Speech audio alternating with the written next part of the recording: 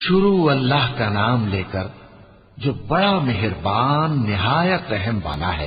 وہ قادر مطلق جو ہر خامی سے پاک ہے، ایک رات اپنے بندے کو مسجد حرام یعنی خانہ کعبہ سے مسجد اقصی یعنی بیت المقدس تک، جس کے چاروں طرف ہم نے برکتیں رکھی ہیں، لے گیا تاکہ ہم اسے اپنی قدرت کی نشانیاں دکھائیں۔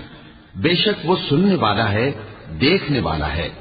اور ہم نے موسیٰ کو کتاب عنایت کی تھی اور اس کو بنی اسرائیل کے لیے رہنما مقرر کیا تھا کہ میرے سوا کسی کو کارساز نہ ٹھہرانا۔ اے ان لوگوں کی اولاد جن کو ہم نے نوح کے ساتھ کشتی میں سوار کیا تھا، بے شک نوح ہمارے شکر گزار بندے تھے۔ اور ہم نے کتاب میں بنی اسرائیل سے کہہ دیا تھا کہ تم زمین میں 2 دفعہ فساد مچاؤ گے اور بڑی سرکشی کرو گے۔ پس جب پہلے وعدے کا وقت آیا تو ہم نے اپنے سخت لڑائی لڑنے والے بندے تم پر مسلط کر دیے، اور وہ شہروں کے اندر پھیل گئے اور وہ وعدہ پورا ہو کر رہا۔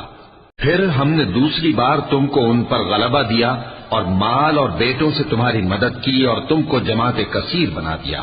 اگر تم نیکوکاری کرو گے تو اپنی جانوں کے لیے کرو گے، اور اگر اعمال بد کرو گے تو ان کا وبال بھی تمہاری ہی جانوں پر ہوگا۔ پھر جب دوسرے وعدے کا وقت آیا تو ہم نے پھر اپنے بندے بھیجے تاکہ تمہارے چہروں کو بگاڑ دیں، اور جس طرح پہلی دفعہ مسجد بیت المقدس میں داخل ہو گئے تھے اسی طرح پھر اس میں داخل ہو جائیں، اور جس چیز پر غلبہ پائیں اسے تباہ کر دیں۔ امید ہے کہ تمہارا پروردگار تم پر رحم کرے، اور اگر تم پھر وہی حرکتیں کرو گے تو ہم بھی وہی پہلا سلوک کریں گے، اور ہم نے جہنم کو کافروں کے لیے قید خانہ بنا رکھا ہے۔